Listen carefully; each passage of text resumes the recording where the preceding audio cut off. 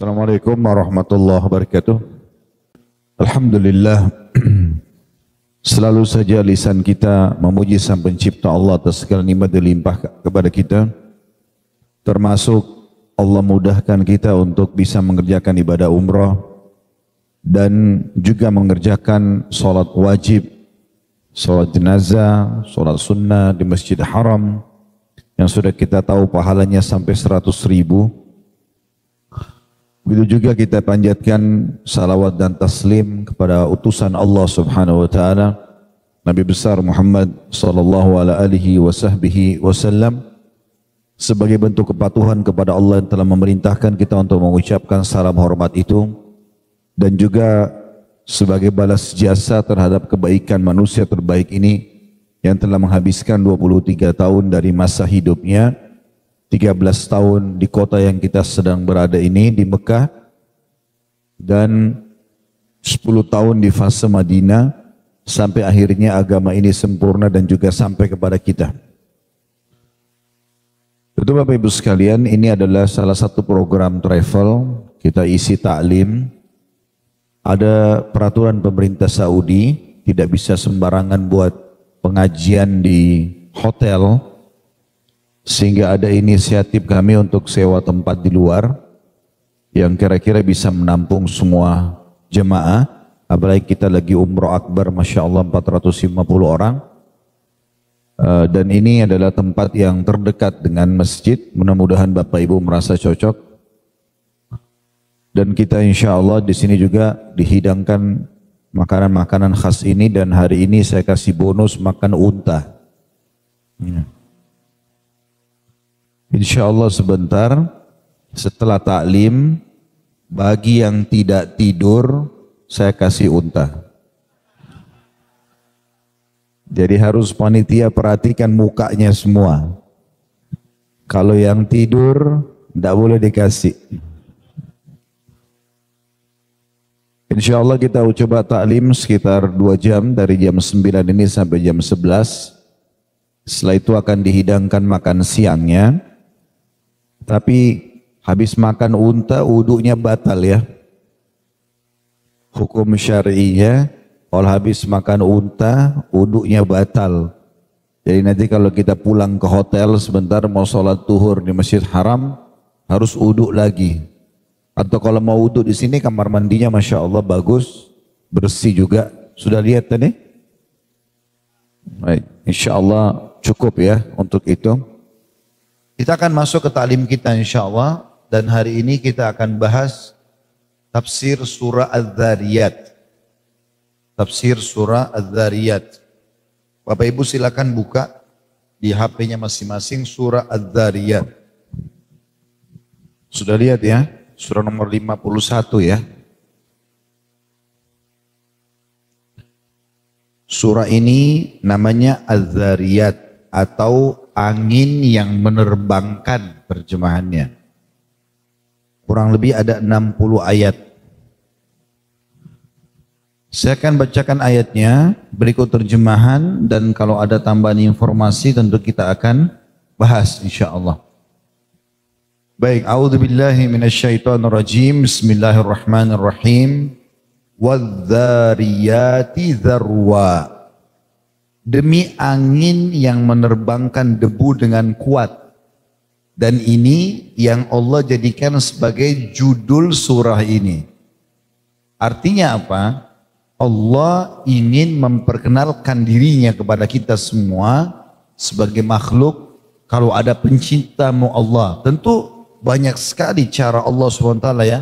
Hampir seluruh ayat Al-Quran berbicara tentang bagaimana Allah memperkenalkan dirinya. Kalau yang sudah biasa ikut Uhud tahu, saya biasanya bahas tafsir seperti ini tapi berbeda-beda surahnya. Kita pernah bahas surah Fatir, penciptaan. Kita pernah bahas surah Ar-Rum tentang masalah Romawi. Kita pernah bahas banyak sekali ya, surah-surah Al-Quran, surah Al-Insan tentang manusia. Umumnya semua surah-surah ini berbicara tentang Allah memperkenalkan dirinya. Ada yang membahas tentang penciptaan langit dan bumi, ada yang membahas tentang hujan yang turun, ada yang membahas tentang pergantian siang malam. Ya memang manusia tidak akan mungkin bisa melakukan semua itu. Di antara yang Allah tegur atau singgung di sini ya, Di dalam ayat ini adalah tentang masalah angin yang menerbangkan debu dengan kuat. Artinya kita minta supaya ya, atau Allah SWT meminta kita agar merenungi tentang angin yang biasa kita lihat berhembus. Dari mana angin itu? Kita tahu di rumah kita nggak mungkin kita rasakan sejuknya AC kecuali kita pakai remote, ya, sehingga keluarlah angin dinginnya. Atau kipas angin kita colokin dulu di listrik, baru kemudian kita nyalakan, barulah kita rasakan anginnya. Itu pun memang harus ada angin di sekitar situ yang masuk ke atau dipompa oleh alat tersebut untuk keluar kembali kepada kita atau sampai kepada kita. Nah, angin itu sendiri adalah sebuah tanda-tanda kebesaran Allah Subhanahu wa taala yang mungkin karena sangat dekatnya dengan kita bisa rasakan. Di sini pun kita rasakan sejuknya udara dan kita bisa menarik, menghirup oksigen. Ini semua yang dilalaikan oleh banyak manusia. Allah menjelaskan wadzariyati dzarwa. Dan demi angin yang menebarkan debu dengan kuat. Lihat baik-baik angin itu. Dari mana asalnya? Begitu sajakah? Tanpa ada yang menciptakan? Ini semua tentu bantahan terhadap orang-orang ateis ya, yang mengatakan tidak ada Tuhan. Ya. Mereka ribut dengan masalah itu. Kalau kita jalan dengan akal fikirannya orang-orang ateis, Bapak Ibu sekalian yang mengatakan tidak ada Tuhan, maka kita akan mengerucutkan sebuah pertanyaan sederhana. Dia sendiri dari mana asalnya? Ya. Maka dia akan bingung menjawabnya karena dia begitu lahir, dia udah tak lihat semua ini ada. Ini ayahnya, ini ibunya, bukan pilihan dia, tiba-tiba sudah ada status orang tuanya. Dia pun langsung dapat status anak. Sistem ini masa tidak ada yang buat? Kemudian ada mata untuk melihat, telinga untuk mendengar, hidung untuk menghirup, bibir untuk mengecap, bibir untuk mengucap, dan terusnya tangan menjama, kaki melangkah. Ini semua anggota tubuh luar biasa. Begitu sempurnanya, lalu masih ada orang yang mengatakan tidak ada pencipta. Lalu dari mana asalnya? Enaknya kita sebagai seorang muslim, kita tahu bahwasanya Tuhan kita namanya Allah. Lalu Allah perkenalkanlah dirinya, Allah jelaskan syariatnya, Allah utus utusannya para nabi supaya sampai kepada kita semua. Dan tugas kita tinggal meyakini dan mengaplikasikan dalam kehidupan kita. Tapi orang-orang ateis tidak seperti itu, terus membantah dengan banyak bantahan-bantahan mereka. Dan uniknya mereka sendiri juga mencari Tuhan-Tuhan selain Allah. Ya, pada saat mereka dalam kondisi genting misalnya, dalam keadaan darurat sekali, seperti lagi di tengah lautan dihantam oleh ombak yang besar, atau lagi badai datang, maka mereka tanpa sadari pun mengucapkan Tuhan tolong kami. Itu terjadi pada Ikrimah, salah satu tokoh Mekah. Dia pernah atau dia sangat menolak dakwah Nabi SAW di Mekah ini. Tidak mau beriman. Ikrimah ini anaknya Abu Jahal. Ayahnya memang kafir, tapi Ikrimah seorang sahabat yang mulia.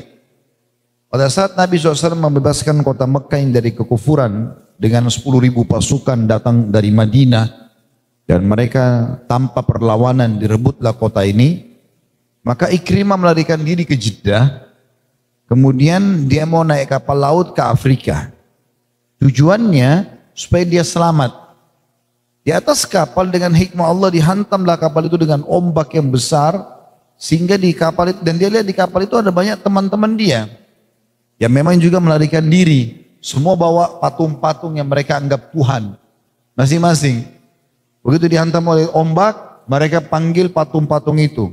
Nama-namanya masing-masing lah. Disebutkan nama-nama mereka, yang mereka karang-karang semuanya. Kemudian setelah itu, ombak makin keras, akhirnya patung-patung mereka lempar. Lalu mereka mengatakan, ya Tuhan selamatkan kami, sambil mengangkat tangan ke langit. Kata Ikrimah, inilah yang didakwakan oleh Muhammad. Kami dilarang untuk menyembah berhala dan kami disuruh minta kepada Allah secara langsung. Dia kembali ke Mekah lalu dia masuk Islam radhiyallahu anhu. Jadi orang-orang ini sebenarnya terbantahkan dengan sendirinya gitu ya. Orang yang coba menolak tentang keberadaan Sang Pencipta Allah Subhanahu wa taala. Dan dalam ayat ini, untuk surah ini Banyak sekali kita akan temukan ke depannya ayat-ayat Al-Quran yang mulia yang menjelaskan tentang keberadaan dan kemahaesaan Allah Subhanahu wa Ta'ala. Di ayat yang kedua, falhamilati wikra, dan awan yang mengandung hujan. Kayak tadi sekarang ini mendung. Apakah begitu saja tiba-tiba mendung, turun air hujan? Sekarang Bapak Ibu pakai akal sehatnya saja. Apakah air di kamar mandi akan jalan tanpa kita nyalakan? Nggak mungkin, kecuali ada bocor segala macam. Tapi pasti ada penyebabnya. Lampu ini akan nyala tanpa ada yang nyalakan? Nggak mungkin kan? Atau building ini tiba-tiba ada tanpa ada yang membangunnya? Kan nggak mungkin. Atau makanan, minuman ini tiba-tiba terhidangkan tanpa ada yang memasaknya, mengaturnya dan seterusnya? Kan tidak mungkin. Maka jangan bertolak belakang dengan akal sehat kita. Karena banyak orang belum khusyuk dalam sholat, kalaupun dia sudah beriman kepada Allah, masih ragu bersedekah di jalan Allah, masih gak mau baca Quran, masih malas berpuasa, masih nunda-nunda haji dan umrohnya. Karena ini dia belum yakin Tuhannya ada. Allah Subhanahu wa Ta'ala ada dan memang mengawasi kita. Buktinya terlalu banyak, di antara tanda-tandanya adalah contoh ini. Lihat angin yang kencang yang menebarkan debu itu. Lihatlah ke awan yang tiba-tiba menggumpal, kemudian jadi hitam, turun hujan dari situ. Apakah begitu saja tidak ada yang mengaturnya? Di ayat 3-nya Allah bilang, fal jariyati yusra, dan kapal-kapal yang berlayar dengan mudah. Siapa yang menaruh kadar air sungai, kadar air laut, ya, hingga kapal-kapal bisa jalan di atas air itu? Tidak mungkin gak ada penciptanya. Siapa yang merawat lautan itu, teman-teman sekalian? Begitu luasnya, populasi hewannya begitu banyak dan tidak pernah habis. Itu luar biasa itu. Di depan mata dan kita bisa lihat.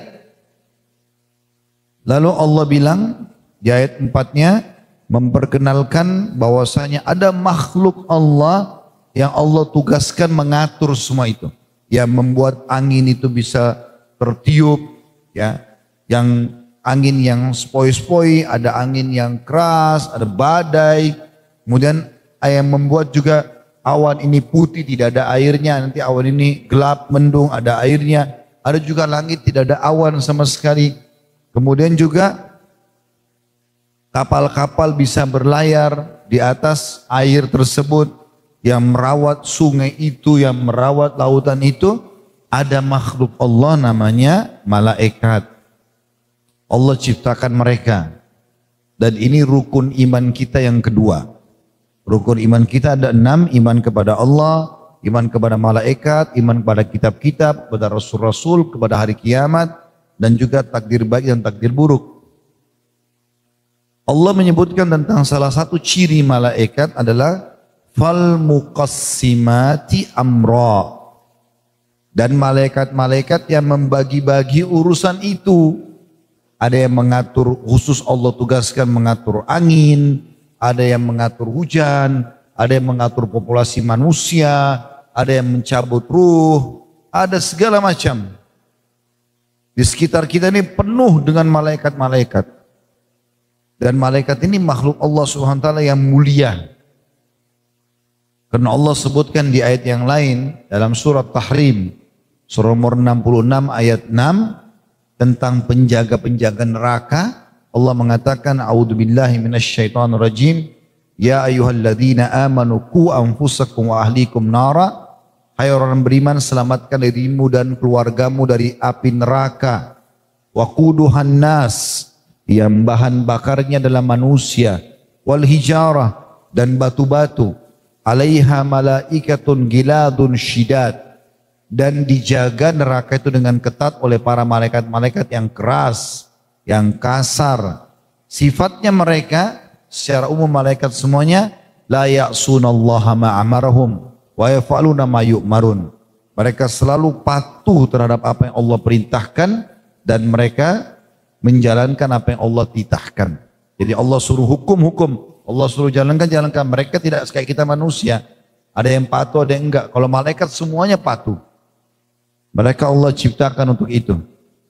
Allah menciptakan malaikat teman-teman dari cahaya. Sebenarnya dalam hadis sahih dikatakan Allah ciptakan malaikat dari cahaya, manusia dari tanah tembikar, tanah liat yang berwarna hitam, dan jin dari api. Allah subhanahu wa ta'ala menciptakan malaikat ini dengan jumlah yang sangat banyak. Berlipat-lipat ganda dibandingkan jumlah kita. Di dalam sebuah hadis kata Nabi SAW, sungguh langit telah mengeluarkan suara mirip seperti suara unta yang dibebankan dengan beban yang berat di punggungnya. Karena tidak ada tempat satu jengkal di langit kecuali ada malaikat yang sedang sujud ataupun ruku. Kita kalau pernah belajar ilmu pengetahuan alam tentunya, bumi kita dibandingkan dengan matahari saja itu sudah jutaan kali mungkin matahari lebih besar. Belum planet-planet lain, ada Jupiter, ada segala macam yang lainnya. Belum ada planet-planet yang memang baru ditemukan oleh para ilmuwan jaraknya sekian juta tahun lah dan segala macam dari bumi ini. Dan semua itu bintang-bintang yang jumlahnya miliaran. Ya, cuma makanya kita bisa lihat cuma gemerlapan lampu seperti cahaya saja di bawah langit pertama. Semua itu ada di bawah langit. Gak ada yang menyentuh langit. Sementara Allah mengatakan dalam surah Al-Mulk ayat 3, Alladzi khalaqa sab'a samawatin tibaqa. Allah menciptakan 7 lapis langit bersusun.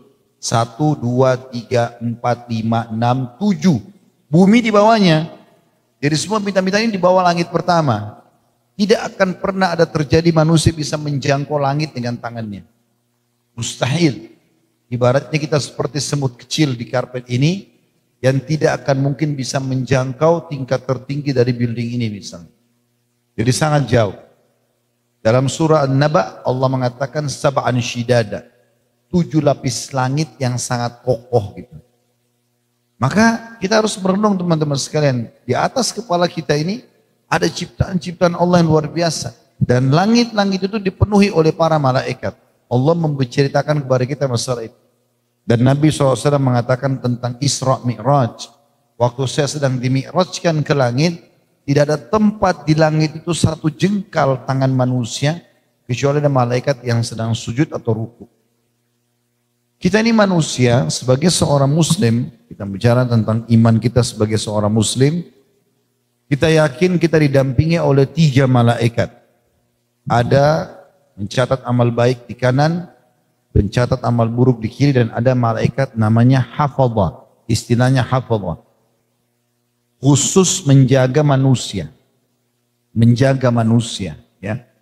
Dalam satu riwayat kata Nabi SAW, tidak ada seorang pun di antara kalian kecuali punya pendamping dari malaikat dan pendamping dari syaitan. Nah ini yang paling mudah untuk membuktikan kalau malaikat ada walaupun tidak terjangkau oleh mata kita Bapak Ibu sekalian. Jadi tidak semua yang tidak kelihatan oleh mata itu enggak ada. Bahkan terlalu banyak yang mata kita tidak bisa lihat tapi ada. Contoh misalnya, Bapak Ibu rasa lapar enggak tiap hari? Hah? Masih hidup gak ini? Masih ya? Lapar gak? Baik. Bapak Ibu bisa lihat lapar itu? Haus. Rasa ya? Bisa lihat haus itu? Baik. Rindu, benci, marah. Kan banyak ya? Itu gak nampak tapi bisa dirasakan. Berarti tidak semua yang ada itu harus nampak dengan mata. Karena memang terlalu banyak kita tidak bisa lihat gitu. Tapi kita bisa rasakan itu. Kita bisa rasakan itu. Maka ini bantahan telak juga terhadap orang yang mengatakan, oh Tuhan kan tidak ada, buktinya tidak kelihatan. Malaikat tidak ada, buktinya tidak kelihatan loh. Tidak semua loh yang kelihatan itu baru diyakini ada.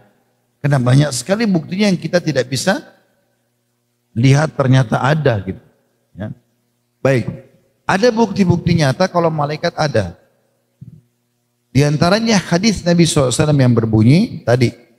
Tidak ada seseorang pun di antara kalian kecuali punya pendamping dari malaikat dan pendamping dari syaitan. Malaikat ini selalu mengingatkan dan membisikkan kebaikan, syaitan membisikkan keburukan. Kita renungi hadis Nabi SAW contoh yang lain untuk menguatkan masalah ini. Beliau mengatakan, kalau seseorang di antara kalian terbangun tengah malam, maka pendampingnya dari malaikat akan berkata kepadanya, bangunlah, sholatlah. Saya tanya Bapak Ibu sekalian, kalau tiba-tiba terkaget jam 3, pernah nggak ada bisikan dalam hati, sholat tahajud? Pernah nggak? Cuma 3 orang ini. Hah? Yang lain nggak pernah. Kita pindahkan ke planet lain aja. Bisa rasa kan? Contoh yang lain. Kalau Bapak Ibu dengar azan, ada bisikan dalam hati mau sholat. Rasa nggak? Ada orang miskin mau bantu. Itu bisikan dari malaikat itu. Pendamping kita dari malaikat. Sebagaimana juga kata Nabi, syaitan pendampingnya nanti akan mengatakan, tidurlah, malam masih panjang. Biasa ikut yang mana nih? Malaikat atau syaitan? Bagus jujur. Ternyata syaitan. Tidurlah masih ngantuk. Syaitan tuh bebani kita macam-macam. Besok kan kamu mau meeting, nanti ngantuk. Besok begini, nanti susah. Padahal nggak ada hubungannya. Nanti kita akan jelaskan di surah ini. Salah satu ciri hamba Allah yang dekat sama Allah justru malam mereka sedikit tidur. Mereka sibuk dengan sholat malam. Gitu kan? Itu contoh. Jadi keberadaan malaikat bisa dirasakan dengan bisikan-bisikan positif itu. Sebagaimana juga syaitan yang tidak nampak, yang Allah bilang suruh dia adalah musuh, itu juga tidak nampak. Tapi kita bisa rasakan dengan bisikannya. Semua bisikan yang baik patuh kepada Allah dari malaikat, semua bisikan buruk dari syaitan. Itu intinya. Seperti itulah. Maka Allah sebutkan tentang ada makhluk Allah malaikat yang telah mengatur populasi manusia. Itulah juga dalam hadis yang Nabi SAW mengatakan kalau manusia sudah berumur 40 hari di rahim ibunya, maka Allah akan utus malaikat yang meniupkan ruh padanya. Sehingga kan kita semua tadi dari sperma, kemudian ketemu sama sel telur, setelah berapa waktu berjalan baru kemudian dia bisa bergerak. Dokter sudah bisa menentukan, oh setelah 4 bulan sudah ada nyawanya nih. Sudah bisa gerak, ini detak jantungnya ya. Ini hasil USG-nya, kan gitu. Dokumen dari mana itu? Begitu saja jadi? Nggak mungkin. Kenapa kok bisa detak jantung sebelumnya tidak ada? Dan seterusnya. Terlalu banyak fakta berhubungan dengan masalah itu. Bapak Ibu bisa kembali lebih dalam membahas tentang masalah malaikat ini di surah 77 dan surah nomor 79. Kita akan buka dulu sejenak ya. Surah ini kita tinggalkan dulu sebentar, Az-Zariyat. Kita akan kembali khusus ayat 4-nya tentang malaikat-malaikat yang membagi urusan. Coba kita hubungkan itu dengan surah nomor 77 sama surah nomor 79 ya. 77 itu judulnya surahnya Al-Mursalat. Bahasa Indonesianya malaikat-malaikat yang diutus. Sudah lihat belum? Baik, saya bacakan ya. Beberapa ayat pertamanya menjelaskan tentang malaikat-malaikat itu. Allah memperkenalkan malaikat-malaikatnya. A'udzubillahi minasyaitonirrajim. Wal mursalati urfa. Dan malaikat-malaikat yang diutus untuk membawa kebaikan. Jadi yang meniupkan angin yang spoi-spoi, yang membuat sehingga kadar matahari itu panasnya terjangkau, tidak sampai membakar. Karena kalau tidak ada pengaturan kadar itu, hangus kita dengan matahari ini. Karena panasnya gitu kan. Kemudian kadar malam, kadar siang, ya, kadar air hujan, kadar air laut, kadar air sungai, semua itu ada kadarnya. Maka itu ada malaikat-malaikat yang membawa berita-berita gembira kebaikan. Fal asifati asfa. Dan ada malaikat-malaikat yang terbang dengan kencangnya. Karena mereka memang Allah berikan mereka sayap. Ya. Dalam ayat lain Allah mengatakan, Allah yang telah menciptakan malaikat uli ajnihatin masna wa thulatha wa ruba'. Allah ciptakan malaikat punya 2 sayap kanan, 2 sayap kiri.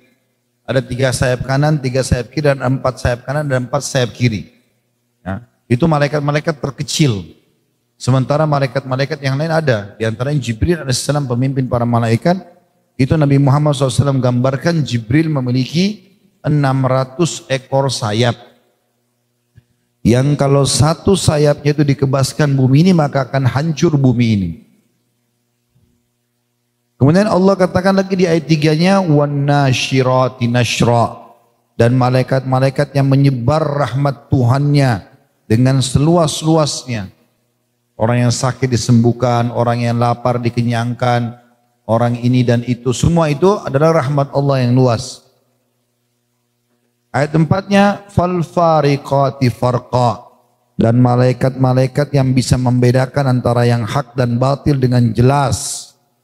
Jadi walaupun Bapak Ibu bohong, malaikat itu Allah kasih ilmu bisa membedain ini orang bohong atau enggak. Jadi di buku amalnya enggak bakal luput. Enggak ada rekayasa.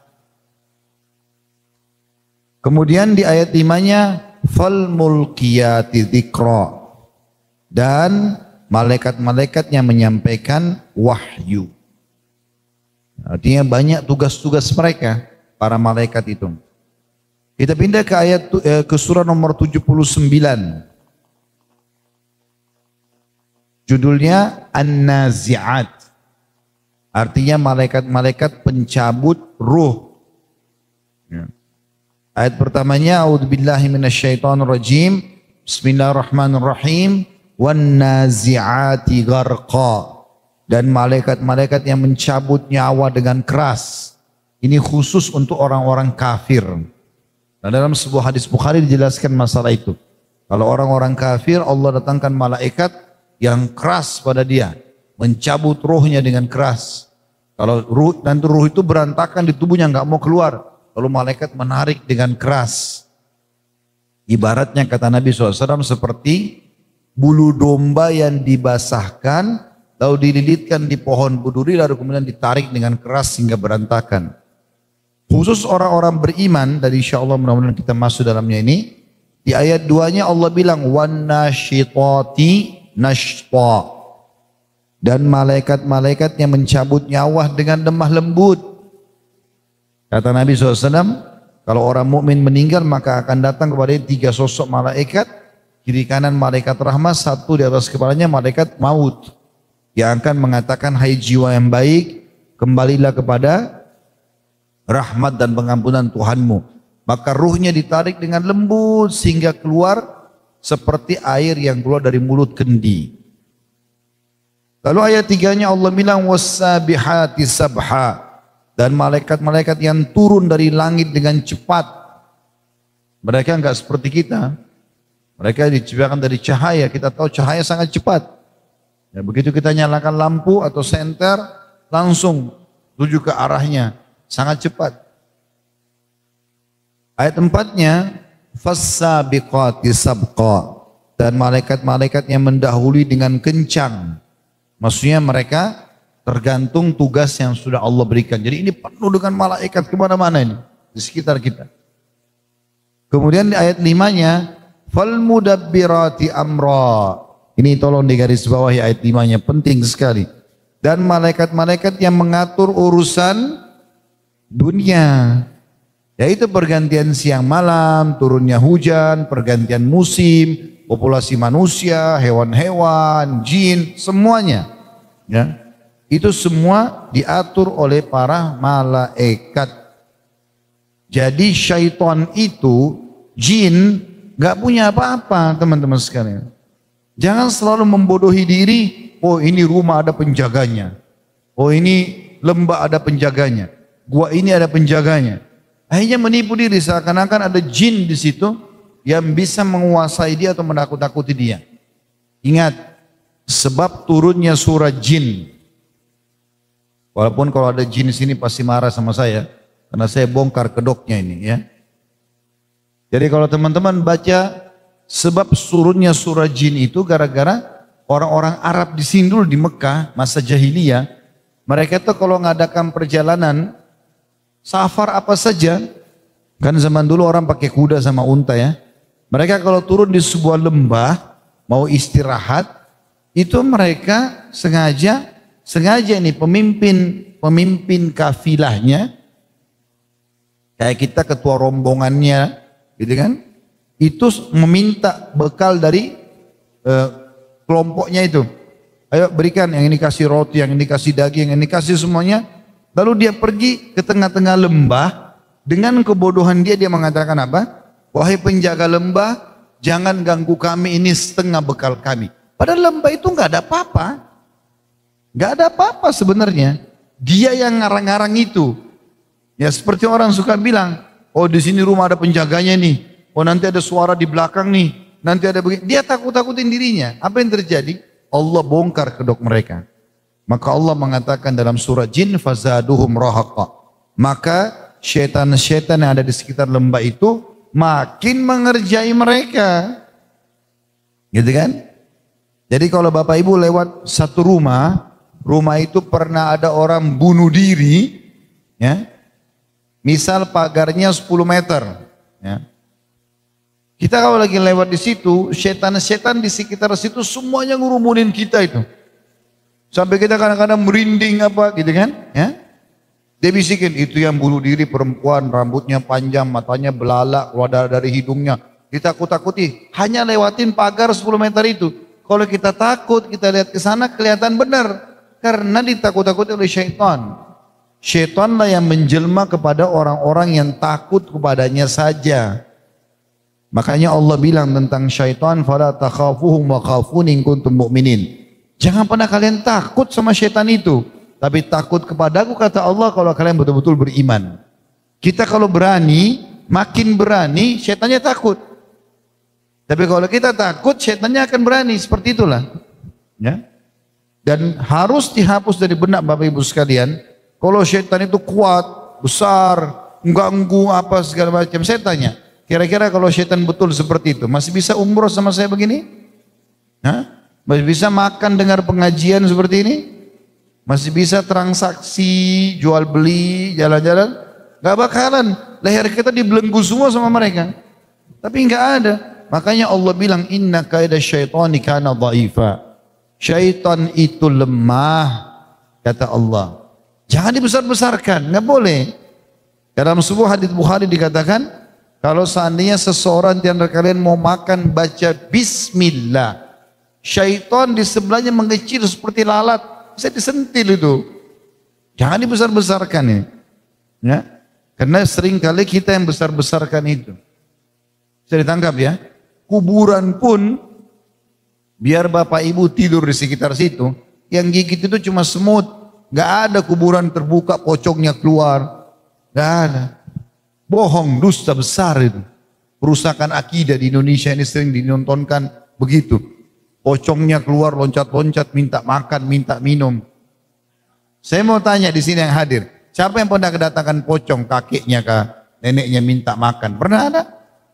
Itu khurafat. Tapi karena ditontonkan begitu, kita jadi punya keyakinan, oh benar. Gak ada itu semua. Itu bohong. Ya. Di Indonesia itu ada orang yang pernah bunuh orang, dimakan dagingnya jenazah itu. Hidup nggak diganggu sama orang yang dia makan itu. Dari mana ini khurafatnya ini? Gitu kan? Berapa banyak orang yang membunuh orang lain? Gitu kan? Orang kalau sudah mati nggak bakal keluar lagi dari kuburan, mustahil. Nggak ada namanya ruh gentayangan, nggak ada. Bohong semua. Nggak benar. Kalau dia orang beriman, kata Nabi SAW, kuburannya menjadi taman dari taman surga. Kalau dia orang kafir atau orang fasik, kuburannya menjadi lubang dari lubang neraka. Nggak ada waktu keluar. Jadi kan? Kata Nabi SAW dalam sebuah hadis, kalau orang beriman itu setelah ditanya oleh malaikat siapa Tuhanmu, siapa Nabimu, apa kitabmu, dia jawab, maka dibukakan baginya pintu neraka.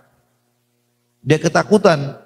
Lalu malaikat bilang, lihat dari apa Allah selamatkan dirimu. Ditutup pintu neraka itu. Lalu kemudian dibukakan pintu surga. Dia lihat dayang-dayangnya, istananya, udaranya yang sejuk segala macam. Buah-buahannya rindang.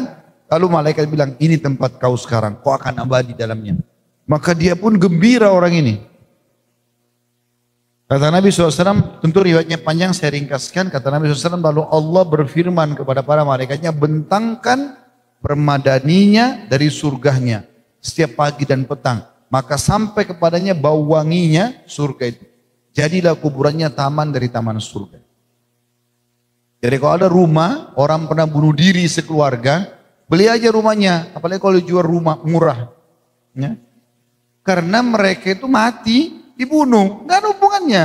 Kalau mereka muslim mati syahid itu, rumahnya malah berkah kalau dibeli. Ini enggak ada rukun tayangan, nanti datang mungkin nanti ganggu malam-malam, makin takut-takutin dirinya sendiri yang tidak perlu ada. Ya, itu juga orang yang bunuh diri. Ini orang kalau bunuh diri berarti dia dosa. Dia dosa. Orang yang berdosa itu lagi dihukum di dalam kuburannya. Kata Nabi SAW, kalau orang-orang kafir atau orang fasik, fasik ini muslim tapi banyak dosa yang tidak sempat taubat. Nanti di kuburan itu akan datang malaikat tanya dia siapa Tuhanmu, siapa Nabi, apa kita. Dia tidak bisa jawab. Dia cuma bilang innama aqulu kama kana yaqulun nas. Saya nggak tahu, saya mau ikut-ikutin dulu orang bilang apa gitu.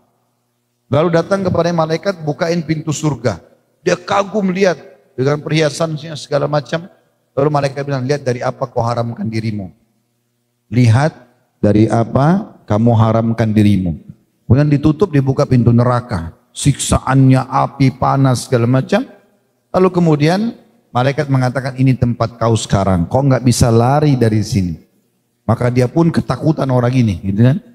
Lalu kata Nabi SAW, datang kepadanya malaikat Allah datangkan tidak punya penglihatan dan pendengaran. Yang membawa sebuah besi. Yang kalau besi itu seluruh jin dan manusia bersatu untuk membalikkan, mereka tidak akan mampu. Lalu dihantamkan kepada mayit itu, dia berteriak, semuanya makhluk Allah dengar kecuali jin dan manusia. Dan ketahuilah kata Nabi SAW, kalau jin manusia dengar teriakan orang itu, maka mereka akan meninggal seketika karena kerasnya teriakannya. Tapi Allah tutup kuping kita nggak bisa dengar. Gitu kan? Itu keadaannya. Jadi nggak ada ceritanya orang yang dibunuh lalu gentayangan, ganggu-ganggu orang. Nggak ada, lagi disiksa di kuburan. Gitu kan? Jadi nggak ada ceritanya itu semua. Jelas ya? Jelas gak ini? Alhamdulillah. Allah jadi saksi, saya sudah sampaikan. Baik, kita kembali ke surah Az-Zariyat tadi. Surah nomor 51 ya. Kita sampai di ayat 4 tadi. Lalu Allah setelah menjelaskan tentang bukti-bukti ciptaannya adalah angin tadi, kemudian awan yang mendung, kemudian kapal-kapal yang bisa berlayar, lalu ada malaikat yang mengatur urusan-urusan. Allah berfirman di ayat 5-nya, innama tu'aduna lasadiq. Sesungguhnya apa yang dijanjikan kepadamu pasti benar. Kau sholat dapat ini, kau puasa dapat ini, haji umrah dapat ini, sedekah dapat ini semua. Dan kau akan masuk surga, surga itu begini, begini, begini dirincikan. Allah bilang itu benar. Dan sesungguhnya neraka yang diancamkan semuanya, ya, apapun itu sifatnya, orang yang riba, orang yang zina, orang yang ini, orang itu akan dihukum, semua itu benar, gak ada keraguan. Sampai Nabi SAW mengatakan sebuah hadis yang mulia, ketahuilah seseorang di antara kalian lebih dekat dengan surganya daripada sendalnya sendiri, dan seseorang lebih dekat dengan nerakanya dari tali sendalnya sendiri. Ini Nabi sebutkan gara-gara ada satu orang waktu Nabi pernah menyerang wilayah Khaybar. Khaybar sekitar 173 atau 183 kilo dari Madinah ya. Lokasi dulu benteng-benteng orang Yahudi. Kita di Uhud sebenarnya buka program ke Khaybar, tapi sekarang pemerintah Saudi lagi tutup. Biasanya kita ada tur ke Khaybar. Mungkin teman-teman di sini kalau hadir pernah ikut. Saya pernah duduk sama jemaah di benteng Khaybar, lalu saya jelaskan tentang proses peperangan Khaybar yang terjadi gitu. Tapi sekarang masih ditutup ya. Qadarullah masih ditutup. Yang jelas teman-teman sekarang waktu Nabi SAW ke Khaybar, menyerang benteng Yahudi lebih dari 40 hari, hampir 50 hari beliau membenteng sana atau mengepung. Ada satu orang dari bangsa Arab, rupanya dia lihat para sahabat yang lagi sholat, baca Quran, terus mereka dengan sabarnya menghadapi peperangan itu. Mereka sangat baik lah. Akhirnya tertarik orang ini masuk Islam. Dia datang kepada para sahabat, dia bilang, agama apa kalian ini? Apa yang kalian baca itu? Saya ngerti yang kalian baca pakai bahasa Arab soalnya. Al-Quran maksudnya. Dijelaskan tentang Islam itu apa sampai orang ini tertarik. Orang ini tertarik mau masuk Islam. Lalu kata para sahabat, pergilah ke depan pada Rasulullah SAW, masuk Islam aja langsung di tangannya. Maka pergilah ke sana. Intinya teman-teman sekalian, pas tiba di depan Nabi SAW, syahadat orang ini. Begitu syahadat, Nabi SAW kebetulan waktu itu pas hari ke-43. Seingat saya dari pengepungan itu, berhasil merebut benteng pertama dari 9 benteng Yahudi. Kemudian Nabi SAW lagi bagi-bagi harta rampasan perang. Nah orang ini masuk Islam pas pembagian itu. Kata Nabi SAW, berikan juga kepada sahabat yang bagi, berikan juga ke orang ini yang baru masuk Islam. Karena dia pas masuk Islam lagi pembagian harta. Punya dia juga ada. Orang itu tiba-tiba bilang, ya Rasulullah, saya masuk Islam bukan untuk harta. Saya masuk Islam seperti sebabnya saya mengejar apa yang sahabat-sahabat Anda kejar. Katanya mereka keluar dari Madinah ke sini ingin mati di jalan Allah supaya masuk surga. Saya juga berharap orang-orang Yahudi ini lemparkan anak panahnya, kena di sini, ditunjuk dadanya sebelah kiri, tembus di sini anak panahnya. Kata Nabi SAW, kalau kau jujur Allah kasih. Asal jujur Allah kasih. Maka akhirnya terjadilah kecamuk peperangan pada saat itu. Subhanallah, orang yang pertama mati, orang yang baru masuk Islam ini. Orang yang pertama mati, orang yang baru masuk Islam tadi. Waktu Nabi SAW melihat dia, Nabi mengatakan, huwa, apa ini orangnya tadi ini yang baru masuk Islam? Kata para sahabat, iya ya Rasulullah, ini orangnya. Kata Nabi SAW, maha suci Allah yang membenarkan janjinya. Orang ini jujur, Allah kasih dia mati syahid. Dan ketahuilah kata Nabi, seseorang diantarakan lebih dekat dengan surganya daripada tali sendalnya sendiri. Dan lebih dekat dengan nerakanya daripada tali sendalnya sendiri. Bapak Ibu bangun tidur, kayak kita sekarang Allah masih kasih umur, sholat, azan, sholat. Ada orang miskin sedekah, baca Quran, zikir pagi petang, berbakti sama orang tua, buat kebaikan, jauhi dosa-dosa. Mati demi Allah masuk surga. Ini keyakinan seorang muslim nggak boleh ada keraguan. Betul juga dia kalau buat ugal-ugalan, menipu orang, apalah segala macam dosa-dosa dilakukan, dia tidak taubat, meninggal masuk neraka. Itu pasti. Nggak ada keraguan dalam masalah ini. Dan ini masuk dalam rukun iman kita tentunya. Kita lanjutkan ayatnya.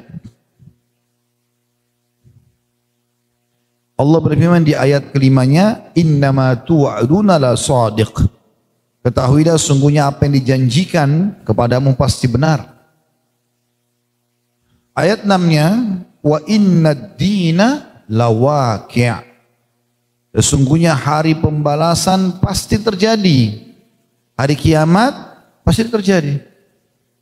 Kali ini kita ini bukan anak dunia ya. Kita ini anak akhirat. Ayah kita Adam alaihissalam dengan ibu kita Hawa alaihissalam, Allah ciptakan untuk menjadi penghuni surga. Di sini kita cuma mampir. Allah berikan kita di sini syarat-syarat, ya, kewajiban-kewajiban, sunnah-sunnah dan larangan-larangan. Sampai yang patuh kembali lagi ke surga, yang tidak kembali ke neraka. Maka Allah mengatakan masalah itu. Ingat, semua itu pasti terjadi, pembalasan. Dalam ayat yang lain, wa may ya'mal mithqala dzarratin khairan yara. Siapa yang berbuat seperti biji sawi dari kebaikan pasti dia akan lihat. Wa may ya'mal mithqala dzarratin syarran yara.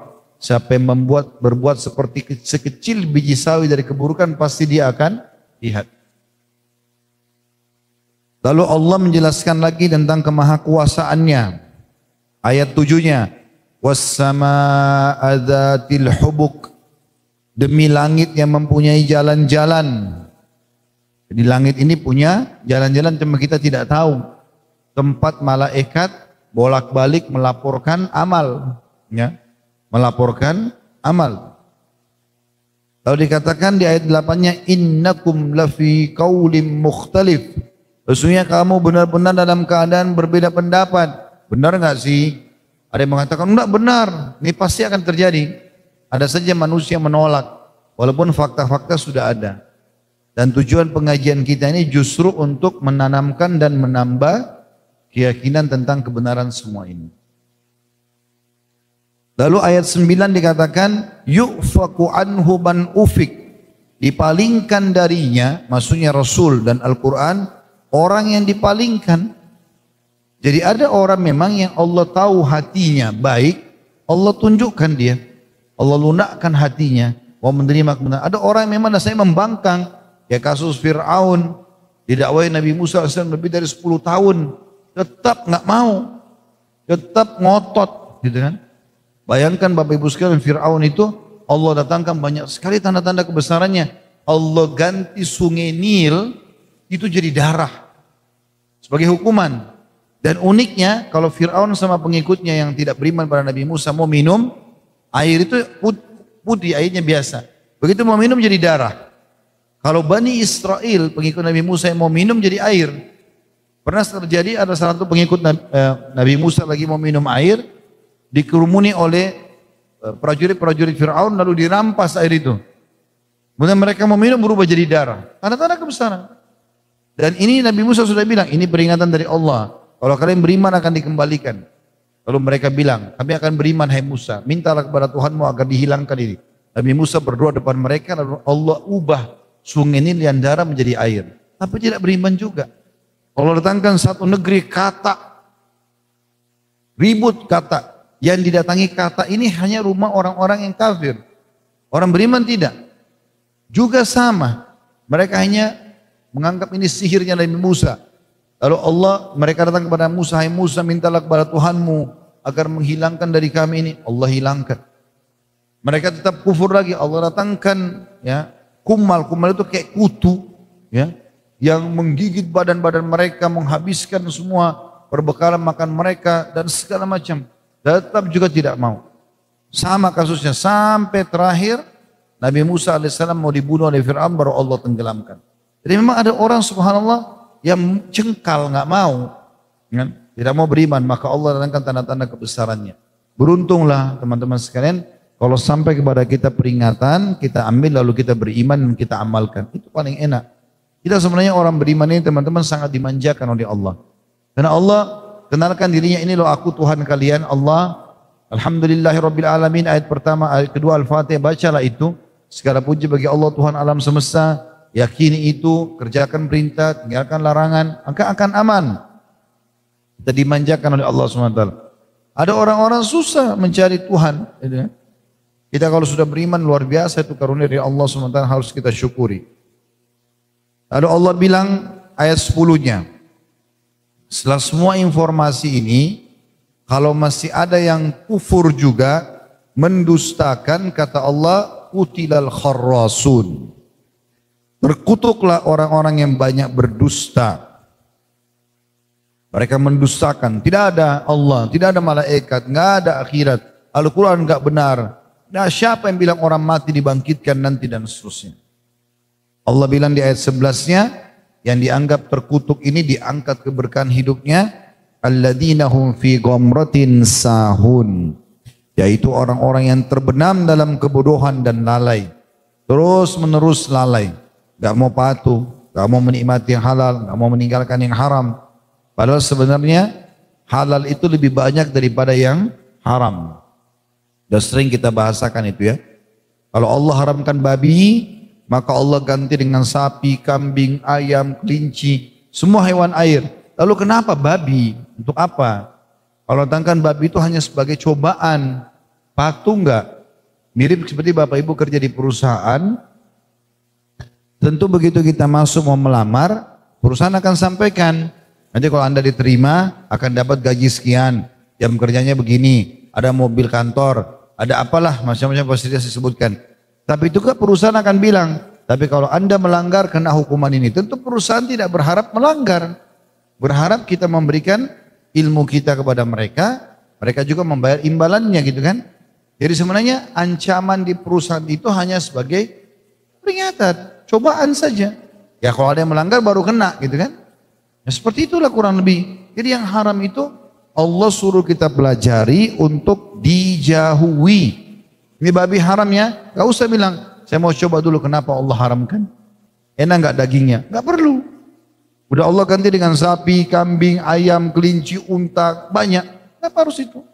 Khamar haram, Allah ganti dengan madu, sirup, air putih, susu. Kenapa harusnya haram?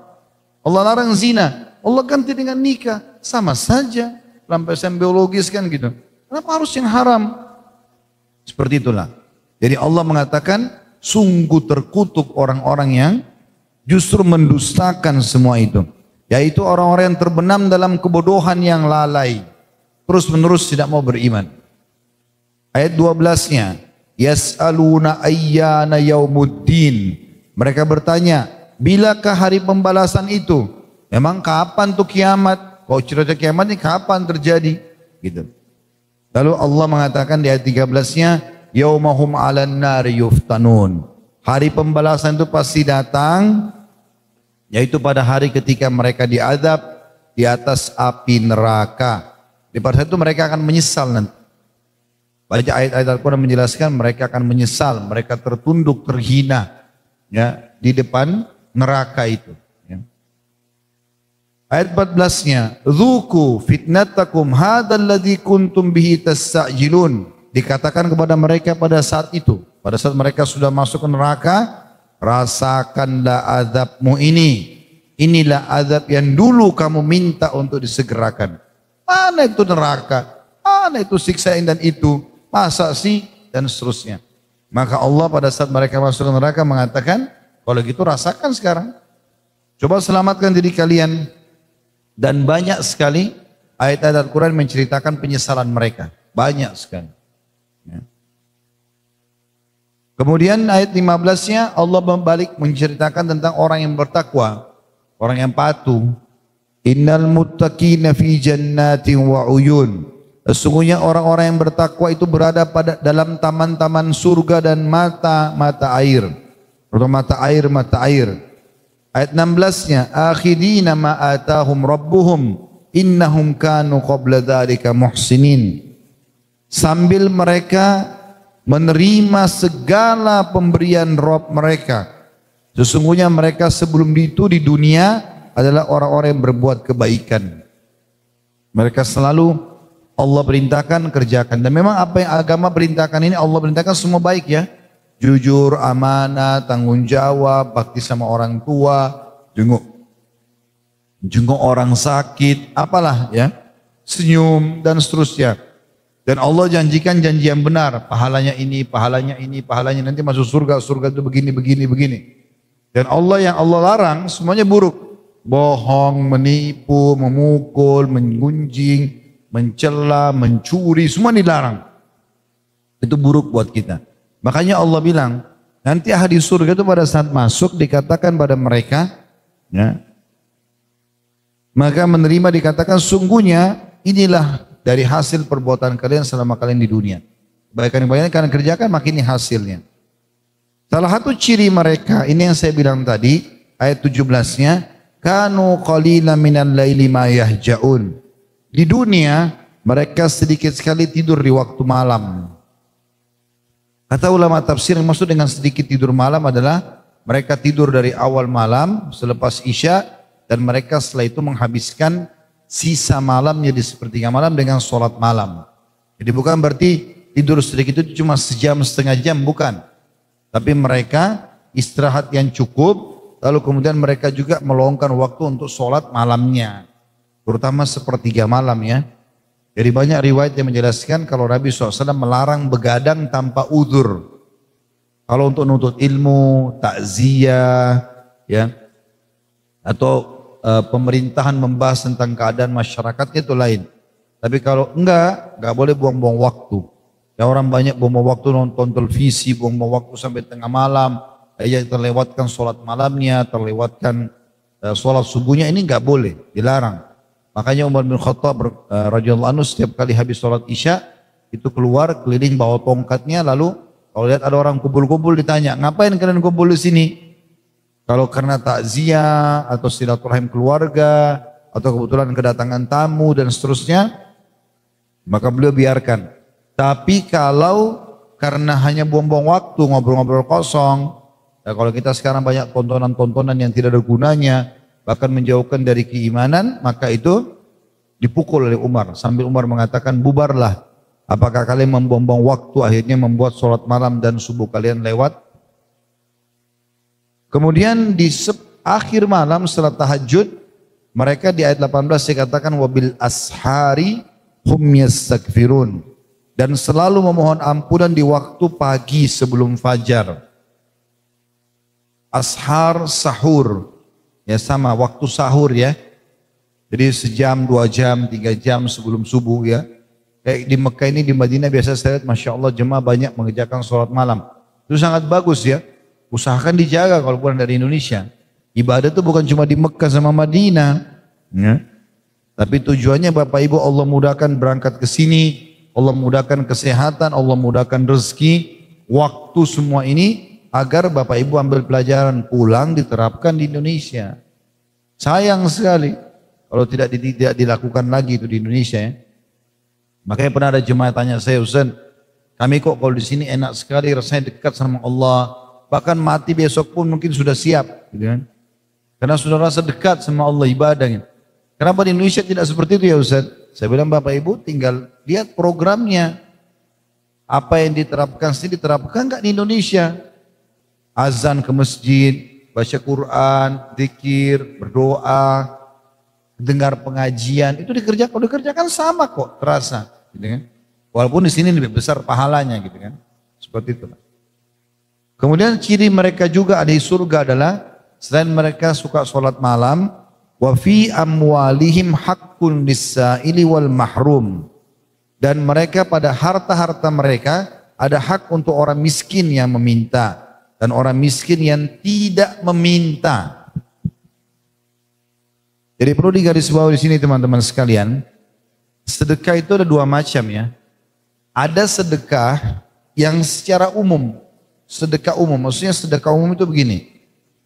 Dia bersedekah kapan orang minta. Kalau orang minta dia kasih. Itu umum, sedekah umum. Ada sedekah khusus teman-teman sekalian. Ini kelasnya lebih tinggi pahalanya. Yaitu bersedekah tanpa nunggu orang minta. Itu penting.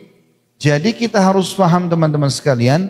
Sedekah yang kita keluarkan itu kita lebih butuh untuk mengeluarkan daripada orang yang menerimanya. Ini perlu ditanamkan dalam jiwa kita, karena kadang-kadang kita ini bersedekah, kita pikir orang itu yang butuh. Sebenarnya kita harus tanamkan dalam diri kita, kita lebih butuh daripada orang itu. Itu perkataan seorang tabi'in masyhur Abdullah bin Mubarak rahimahullah. Beliau mengatakan semestinya seseorang di antara kita menanamkan dalam dirinya perasaan lebih butuh terhadap uang yang dia sedekahkan kepada fakir daripada orang fakir itu yang butuh untuk menerimanya. Karena dalam kisah yang lain beliau setelah mengumpulkan hartanya banyak lalu beliau sedekahkan, lalu beliau senyum padahal hartanya habis dibagi-bagikan. Lalu orang-orang di sebelahnya muridnya tanya, kenapa anda senyum? Hartanya habis. Kata dia, lihatlah orang-orang ini. Mereka membawa amal-amalku ke timbangan amal hari kiamat tanpa diupah sedikit pun. Uang yang mereka ambil, dibeli baju, beli makan, habis. Tapi nilai itu kita bawa ke timbangan amal kita pada hari kiamat. Jadi kita tidak boleh faham teman-teman, kalau kita sedekah ke orang berarti kita yang lebih butuh. Orang itu lebih butuh. Enggak, kita lebih butuh kepada mereka. Makanya Abdullah bin Umar, Abdullah bin Abbas, dan sahabat-sahabat Nabi yang lain ridwanullahi alaihim, itu kalau setiap hari mereka buka pintu ada orang miskin depan rumahnya, dikasih sama dia. Pernah orang-orang miskin ini nggak datang, entah kemana. Dia keluar cari untuk memberi kepada orang-orang tersebut. Jadi memang memberi harta kepada orang yang tidak tunggu dia minta, itu pahalanya lebih besar. Jadi memang sengaja kita keluar untuk bersedekah.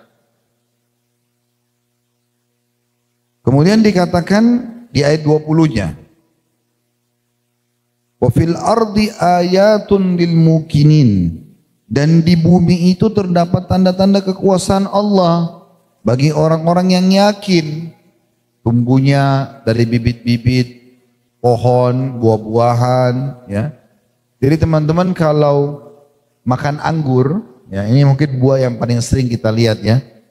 Saran saya, sebelum teman-teman kalau misalnya masuk supermarket mau beli anggur deh, terus tiba-tiba di benak kita saya mau makan anggur hitam misalnya, atau anggur hijau atau anggur merah, anggur yang mana saja misalnya.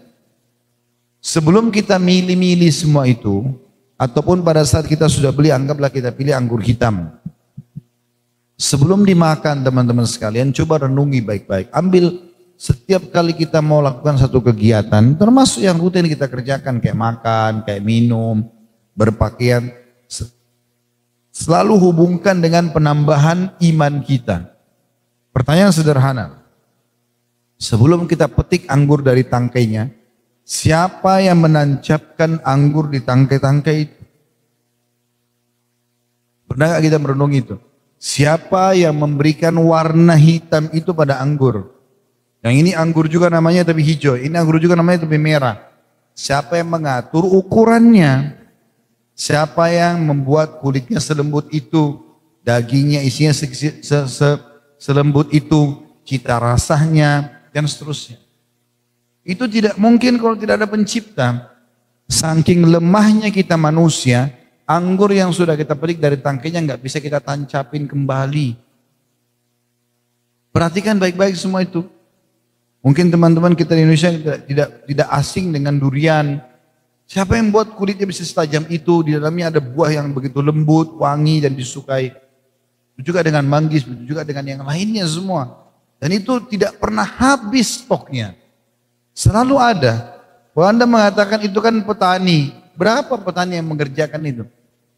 Penelitian sudah diadakan teman-teman sekalian, ternyata pengelolaan yang dilakukan oleh manusia dalam lahan-lahan di muka bumi ini itu masih sangat kecil dibandingkan dengan hutan belantara yang luas. Gak ada manusia merawatnya, tapi tumbuh-tumbuhannya penuh, buah-buahannya penuh, dan tidak ada yang urus dari manusia. Kalau manusia semua disibukkan untuk mengelola hutan, maka tidak habis, mereka tidak punya kegiatan yang lain. Karena luasnya hutan-hutan tersebut. Jadi kita harus ambil pelajaran itu. Mau minum air, air ini apa komposisinya? Siapa yang buat ini? Kan ini. Kemudian juga kalau kita mau yang lainnya lah, ya apa saja. Ya, yang kita mau lakukan, kita masuk pakaian atau di tubuh kita sendiri, nanti kita lihat di sini Allah mengatakan juga dalam diri kalian pun ada tanda-tanda kebesaran Allah. Bukan cuma bumi, dalam diri kalian pun ada kebesaran, nanti kita jelaskan itu. Jadi Allah mengingatkan di sini, wa fil ardi ayatun lil mukinin, dan di bumi itu terdapat tanda-tanda kekuasaan Allah bagi orang yang mau, yang yakin. Kemudian Allah bilang di ayat 21, wa fi anfusikum afala tubsirun, dan juga dalam diri kalian sendiri, maka apakah kamu tidak memperhatikannya? Bagaimana mata kita bisa melihat, bagaimana telinga bisa mendengar, hidung menghirup, dan kita tidak bisa mengalih fungsikan. Saya tanya teman-teman, ada yang pernah bisa makan sama matanya? Hah? Ada yang pernah bisa minum dengan kupingnya? Siapa yang atur itu? Siapa yang atur mata hanya untuk melihat? Telinga hanya untuk mendengar, gitu kan? Hidung untuk menghirup, tidak bisa dialih fungsikan. Kita nggak bisa alih fungsikan. Maka semua itu pasti ada penciptanya, gitu kan? Allah mengatakan di diri kalian, lihat semua itu. Ini makanan teman-teman. Di depan Bapak Ibu, Masya Allah banyak sekali variasinya. Ini semua variasi, kemasan ini, ya, variasi. Kita teman-teman sekalian manusia hanya disuruh, misalnya kurma ini, nikmati, ya. Kita makan, kita pilih dan kita nikmati. Itu tugas kita. Pilih misalnya, dari semua makanan ini saya pilih kurma misalnya. Baik, habis itu saya nikmati, gigit, oh ya manis. Setelah itu, kalau udah masuk potongan kurma ini, ukuran sepertiga jari saya ini, ke tenggorokan, saya sudah tidak lagi punya fungsi apa-apa di tadi potongan itu. Di tubuh kita ini teman-teman ada seperti sistem raksasa. Saya pernah nonton sebuah cuplikan ilustrasi ya, tentang keajaiban tubuh manusia. Digambarkan itu seperti sebuah building yang besar, terdiri dari bukan ratusan, bukan ribuan, bukan ratusan ribu, jutaan lift. Jutaan lift yang setiap lift ini punya pintu masing-masing, jalur masing-masing. Dicontohkan misalnya, satu potong makanan yang dimakan oleh manusia, itu nanti akan dengan sendirinya begitu masuk, akan ada yang jadi vitamin ini, akan jadi vitamin ini, akan jadi itu sulit sekali untuk dikeluarkan dari buah utuh seperti ini.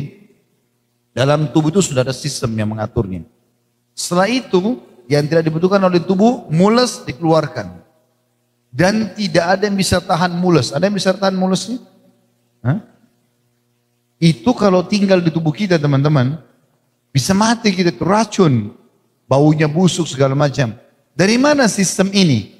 Kita makan, masuk terkelola, ada yang jadi energi, ada yang jadi kotoran. Terus kita harus keluarkan, gak bisa nolak. Karena kalau kita nolak bisa mati kita. Ada seorang kapten kapal, saya baca kisahnya, itu meninggal, orang ini sehat, olahragawan, badannya semuanya berotot. Meninggal di WC, tanpa sebab. Ditelusuri, karena orang ini tidak ada apa-apa. Mungkin ada satu kru kapal yang membunuhnya apa. Setelah ditelusuri ternyata ditemukan dia meninggal gara-gara bau gas kotorannya sendiri. Dia 3 hari nggak buang air, dia masuk WC dia buang air. Karena di kapal laut kan kita tahu kamar mandinya kecil, nggak besar. Dia buang air karena dia tidak tahan, meninggal gara-gara itu. Itu luar biasa kotoran. Kita punya rasa saja bisa keluarkan, itu sebuah nikmat dari Allah. Siapa yang atur sistem itu? Dan kita tidak bisa nolak. Mau kencing, mau buang air kan begitu. Sebagaimana kita kalau lapar nggak bisa nolak, kita harus makan. Itu semua ada sinyal dari Sang Pencipta. Kalau lapar sedang butuh makanan, kalau haus sedang butuh cairan, dan kalau sudah tidak dibutuhkan dikeluarkan ampasnya. Itu kuasa luar biasa. Makanya Allah bilang dalam diri kalian. Tidakkah kalian lihat itu? Kalau ada Pencipta, ini Allah katakan gitu. Kemudian selanjutnya ayat 21, kemudian ayat 22-nya Allah mengatakan wa fis sama'i rizqukum wa ma tu'adun. Dan di langit itu terdapat sebab-sebab rezekimu. Jatanya turunnya hujan, Allah turunkan para malaikat dari langit. Dan terdapat pula apa yang dijanjikan kepadamu. Maksudnya surga. Bila surga ada di langit. Ayat 23-nya, fa wa rabbis sama'i wal ardi innahu lahaq. Innahu lahaqqum mithla ma annakum tantikun. Maka demi Tuhan langit dan bumi, Allah bersumpah dengan namanya, sesungguhnya yang dijanjikan itu kepada kalian surga, yang diancamkan juga maksudnya neraka adalah benar-benar akan terjadi seperti perkataan yang kamu ucapkan. Seperti kamu bisa bicara, begitulah tanda-tanda kebesaran Allah, semua akan terjadi. Semuanya akan terjadi. Kita kalau meninggal teman-teman terbuka semua hijabnya. Oh ternyata begini. Oh ternyata begini. Pernah sekali kejadian setelah sahabat Nabi meninggal di Uhud ya. Mereka terbunuh mati syahid semuanya. Maka Nabi SAW suruh kumpulin semua jenazahnya. Lalu Nabi bilang, teman-teman kalian ini, ditunjuk sahabat-sahabat yang mati syahid itu. Sekarang ruhnya sedang berbicara sama Allah. Nabi sampaikan live gitu. Ini sekarang sedang bicara sama Tuhan. Mereka berkata, ya Allah, kembalikan kami ke dunia. Karena kami ingin supaya dibunuh lagi. Jadi yang mereka inginkan orang yang mati syahid itu, karena mereka sudah terbuka hijabnya, tahu lihat apa yang terjadi, sudah lihat surga apa, hanya dengan ditusuk oleh musuh mati, semuanya ternyata benar gitu. Maka mereka bilang, ini teman-teman kalian, kata Nabi SAW sedang berkata, ya Tuhan kami kembalikan ruh kami ke jasad kami, supaya kami terbunuh lagi di jalanmu. Maka Allah berfirman, sesungguhnya sudah menjadi peraturanku, kalian tidak akan kembali lagi di dunia. Lalu mereka mengatakan, kalau begitu ya Allah, beritakan kepada teman-teman kami di dunia yang belum menyusul kami, agar jangan mereka takut. Kami pasti, atau apa yang engkau janjikan pasti benar. Lalu Allah turunkan firman-Nya yang berhubungan dengan masalah itu. Sehingga saya dalam surah Al-Imran, coba saya cek dulu ya. Ya, Al-Imran 169 170. Coba dibuka Al-Imran 169 170. Nanti kita kembali lagi ke Az-Zariyat ya. Al-Imran 169, 170. Ini tadi tentang bagaimana Nabi alaihissalam menceritakan keadaan orang-orang yang mati syahid. A'udzu billahi minasyaitonir rajim. Wala tahsabanna alladhina qutilu fi sabilillahi amwata bal ahya'un 'inda rabbihim yurzaqun. Al-Imran 169. Janganlah kamu mengira bahwa orang-orang yang gugur di jalan Allah itu mati. Bahkan mereka itu hidup di sisi Tuhannya dengan mendapat rezeki. Lalu ayat 170-nya, jadi ayat ini turun tentang syuhada Uhud ya. Yang mereka tadi Nabi tunjukkan, ini mereka sedang bicara sama Tuhan kalian. Karena Allah bilang, sudah menjadi hukumku kalian tidak akan kembali, maka mereka bilang, sampaikanlah berita itu kepada teman-teman kami yang belum nyusul agar jangan mereka takut. Allah bilang, janganlah kalian mengira orang-orang yang terbunuh gugur di jalan Allah itu mati, bahkan mereka hidup di sisi Tuhan mereka dan mendapat rezeki. 169, 170-nya farihina bima atahumullah min fadlihi wa yastabshiruna billadzina lam yalhaqu bihim min khalfihim alla khaufun alaihim wala hum yahzanun. Mereka dalam keadaan gembira disebabkan karunia Allah yang diberikannya, yang besar kata ganti Allah kepada mereka, dan mereka bergirang hati terhadap orang-orang yang mereka tinggal di belakang mereka yang belum menyusul mereka. Maksudnya mereka menyampaikan berita gembira kepada orang yang belum mati syahid, bahwa tidak perlu ada kekhawatiran terhadap mereka dan tidak pula merasa sedih. Mereka hidup di sisi Tuhan mereka. Suruh sampaikan, ya Allah sampaikan kalau gitu kepada teman-teman kami yang belum nyusul. 171-nya yastabshiruna bi ni'matin min Allah wa fadlin wa anna Allah la yudhi'u ajral mu'minin. Mereka bergirang hati dengan nikmat dan karunia yang besar dari Allah, dan bahwa Allah tidak menyia-nyiakan pahala orang-orang yang beriman. Ya. Ini yang terjadi pada saat syuhada Uhud mati, dan Nabi SAW menyampaikan secara live langsung masalah itu ya. Kita kembali lagi ke surah nomor 51 Az-Zariyat, lanjutan ayatnya. Makanya Allah mengatakan fawarabbis samai wal ardi innahu lahaqqun mithla ma annakum tantikun. Maka demi Tuhan langit dan bumi, sesungguhnya yang dijanjikan itu adalah benar-benar akan terjadi seperti perkataan yang kamu ucapkan. Lalu Allah menceritakan tentang kisah nabi-nabinya untuk menguatkan lebih jauh lagi dari apa yang Allah sampaikan tadi. Allah memperkenalkan tentang nabi-nabi yang pernah diutus, dimulai dari Ibrahim alaihissalam. Ayat 24-nya Allah mengatakan, hal ataka hadithu dhaifi Ibrahim al-mukramin.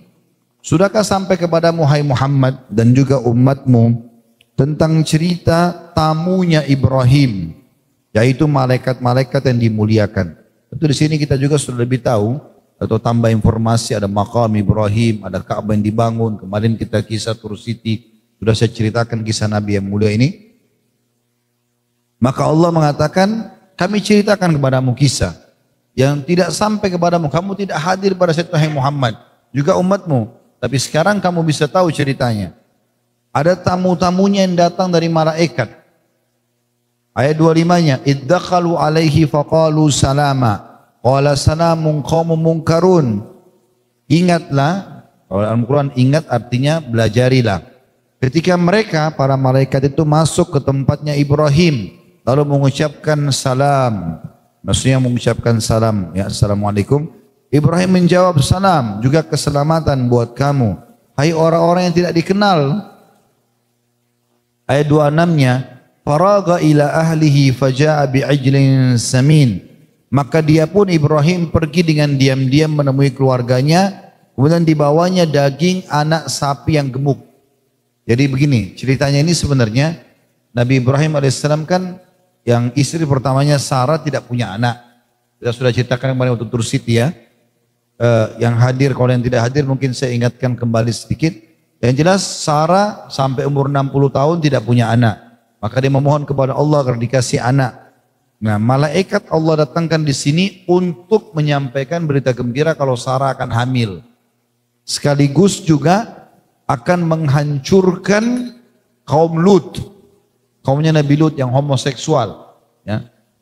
Lut ini ponakannya Nabi Ibrahim. Ibunya Lut adalah adiknya Nabi Ibrahim. Jadi ponakan sama paman dua-duanya Nabi. Gitu ya. Maka malaikat ini Allah datangkan untuk menyampaikan berita gembira. Kalau Sarah akan hamil dan juga akan menghancurkan kaum Lut. Cuma karena datang dalam bentuk manusia, rupa manusia, Nabi Ibrahim gak kenal. Makanya Nabi Ibrahim ini langsung pada saat diucapkan salam menyambut mereka, lalu mengatakan, ya saya jawab salam orang-orang yang tidak kenal. Tapi Nabi Ibrahim punya ciri yang sangat baik sampai dikenal dengan Abu Difan. Orang yang paling suka sama tamu. Ibrahim AS itu tidak pernah duduk makan sendiri, gak pernah. Pasti duduk, habis masak istrinya dibuka pintu, siapa yang lewat dipanggil makan. Saking sukanya sama tamu. Nah di sini Allah ceritakan tentang kisah Ibrahim. Waktu dia kedatangan tamu, dia nggak pakai tanya, kalian siapa, mau minum apa, mau makan apa, nggak ada. Langsung kata Allah, dia pergi diam-diam menemui keluarganya, maksudnya istrinya Sarah. Lalu kemudian tiba-tiba sembelih anak sapi, lalu masak, lalu dibawa, dihidangkan langsung. Kemudian di bawahnya daging anak sapi yang gemuk, siap gitu, untuk dihidangkan kepada tamu. Makanya salah satu hal yang diperintahkan dalam agama teman-teman, suka dengan tamu. Dan Nabi SAW suka dengan itu ya. Dan salah satu ciri karam itu maksudnya ciri kemuliaan orang. Kalau sedang datang tamu, hidangkan apa yang ada. Lebih baik gak usah tanya, mau minum apa, mau makan apa. Ya. Kalau dia bilang tiba-tiba saya minta beef stick kan susah kalau kita nggak ada gitu kan. Jadi lebih baik, saya pernah bertamu ke rumah orang, itu subhanallah, tanpa kita minta pesan apa-apa tidak ditanya, dia udah taruh di situ ada teh panas, ada juga minuman dingin ditaruh, terserah tamunya mau pilih yang mana. Kuenya macam-macam di meja, tinggal terserah mau pilih yang mana. Itu contoh karam, orang karam gitu ya. Seperti itulah. Lalu dikatakan faqarrabahu ilaihim qala ala ta'kulun, lalu dihidangkanlah kepada mereka. Jadi Nabi Ibrahim tidak kenal siapa ini, tapi langsung dihidangkan makanan dulu. Lalu Nabi Ibrahim mengatakan silakan makan. Ayat 28, faujasa minhum khifah qalu la takhaf wa basyaruhu bi gulamin alim. Tapi mereka tidak mau makan. Kalau dalam firman Allah yang lain, tangan mereka tidak bisa menjama makanan itu. Para malaikat, kenapa mereka tidak makan kayak kita? Karena itu Ibrahim merasa takut tiba-tiba terhadap mereka. Lalu mereka berkata para malaikat itu, jangan kamu takut. Dan mereka memberi kabar gembira kepadanya dengan kelahiran seorang anak yang alim, Ishak. Artinya istrimu ini Sarah akan hamil ya, di umur ini. Maka Sarah pun waktu itu sudah sangat tua, di atas 60 tahun. Ayat 29 diceritakan, فَأَقْبَلَتِ امْرَأَتُهُ فِي صَرَّةٍ فَصَقَّتْ وَجْهَا وَقَالَتْ عَجُوزٌ أَقِيمٌ.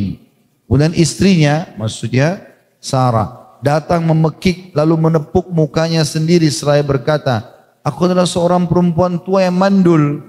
Jadi sambil pegang pipinya, sambil kemudian dengan dua tangannya kayak kaget. Kok bisa saya akan hamil sementara saya sudah sangat tua dan mandul? Maka malaikat menjawab, ayat 30-nya, qalu kadzalika qala rabbuki innahu huwal hakimul alim.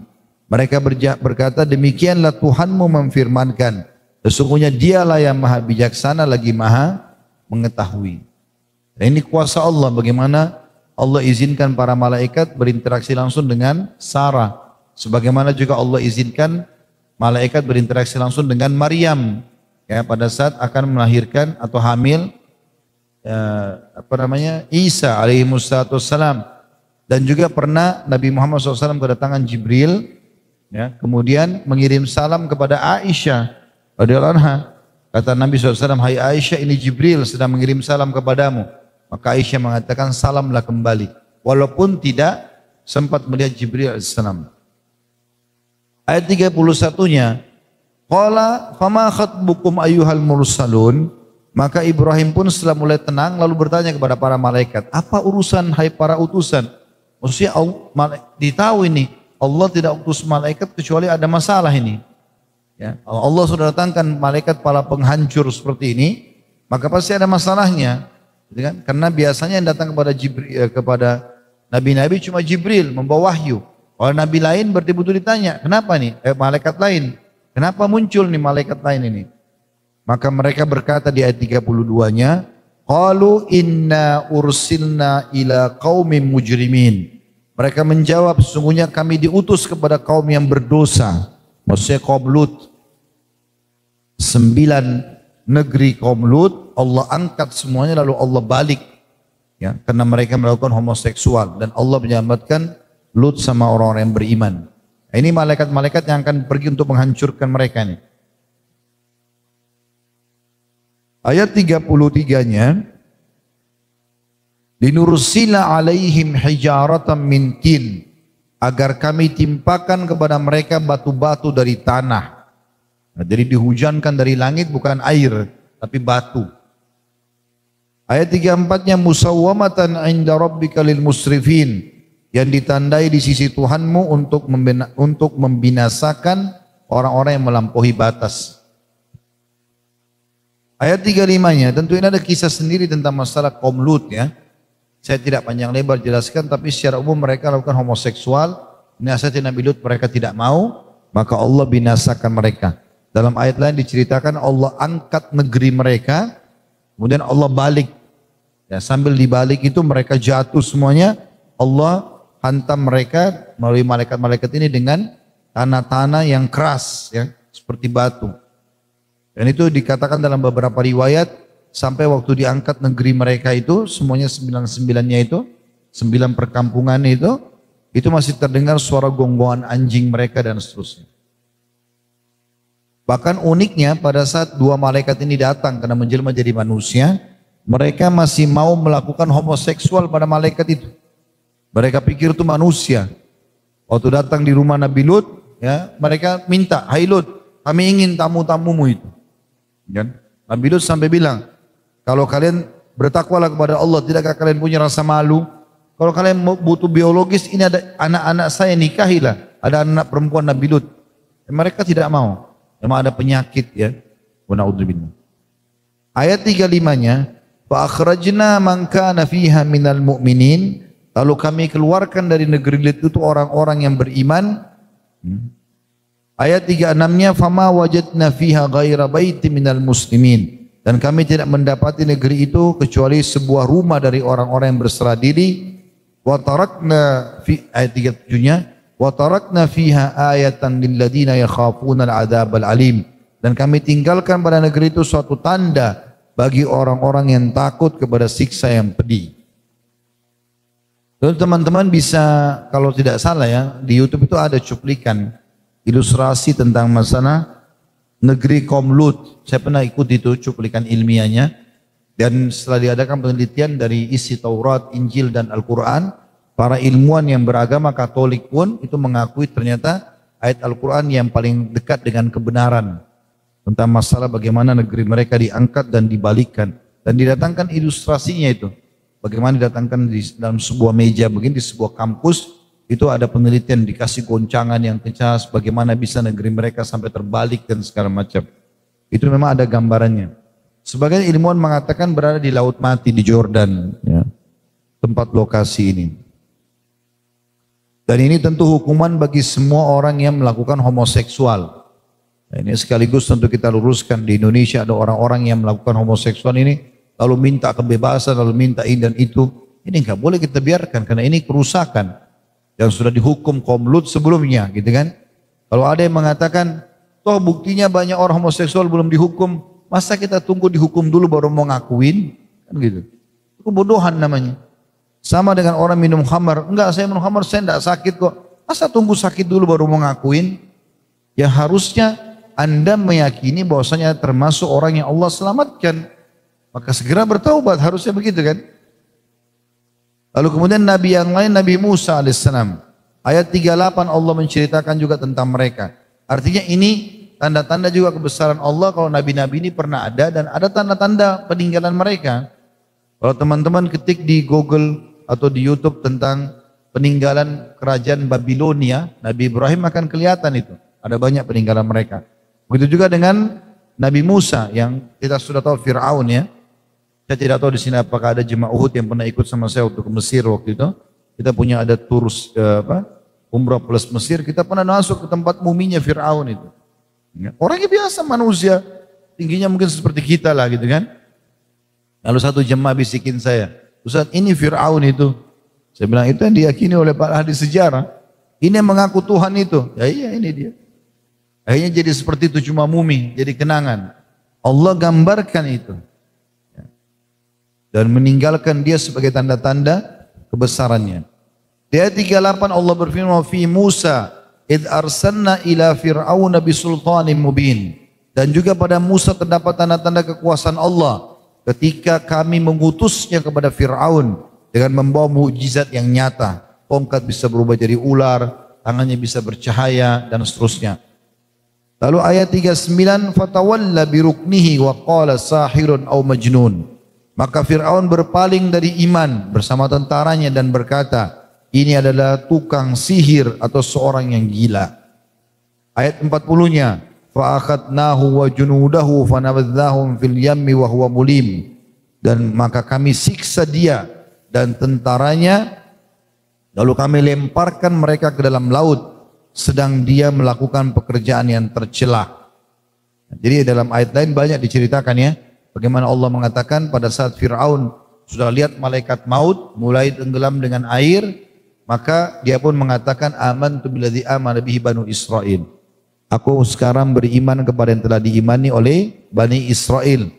Lalu Allah mengatakan melalui para malaikat, malaikat menyampaikan ya, al-ana wa qad kunta qablu minal mufsidin. Apa sekarang baru kau mau beriman? Setelah sebelumnya kau termasuk orang yang buat kerusakan di muka bumi. Lalu Allah bilang al-yawma nunajjika bi badanika litakuna liman khalfaka ayah. Hari ini kami selamatkan jasadmu agar kau menjadi tanda-tanda kebesaran kami bagi orang yang datang setelahmu. Tapi tentu tidak harus ke Mesir, bisa melihat ini di Google sekarang, di YouTube semua ada mumi Fir'aun, ya, museumnya, peninggalannya dan seterusnya. Lalu juga ada kaum yang lain, kaumnya Nabi Hud, kaum Ad namanya.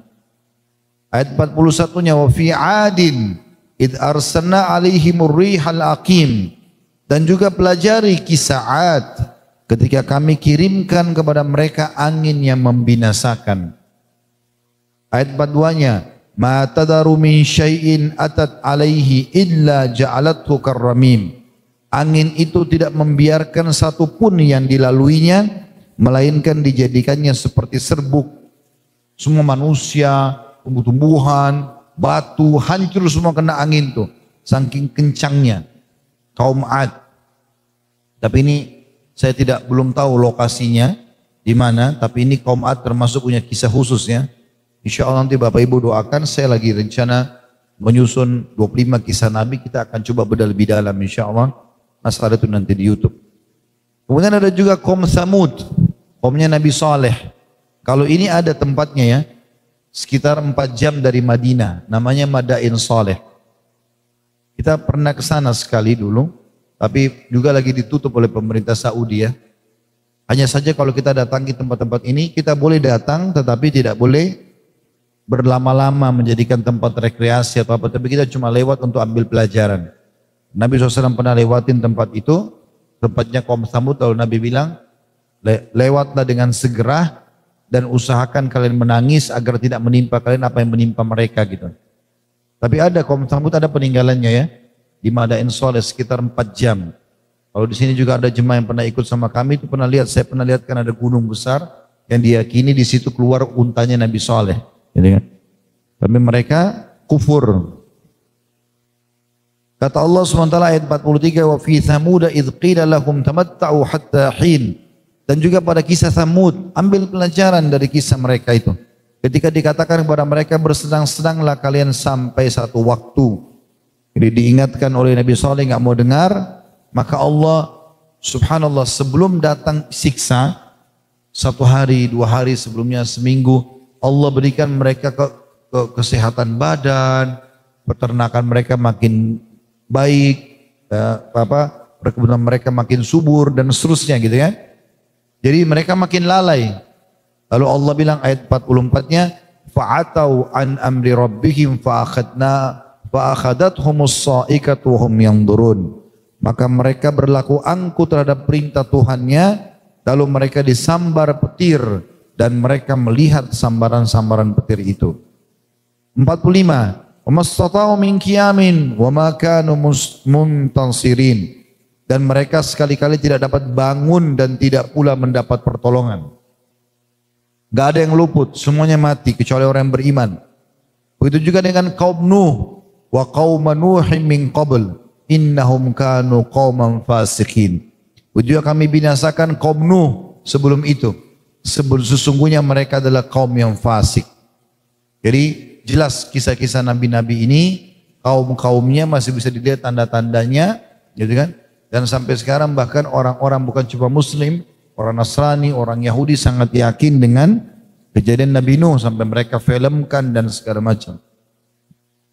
Ayat 47-nya setelah ceritakan para nabi-nabi, Allah kembali mengingatkan lagi kita, was-samaa'a banainaha bi'aidin wa inna lamusi'un. Ketahuilah langit itu kami bangun dengan kekuasaan kami dan sesungguhnya kami benar-benar berkuasa. Sadarlah, langit itu enggak mungkin ada begitu saja.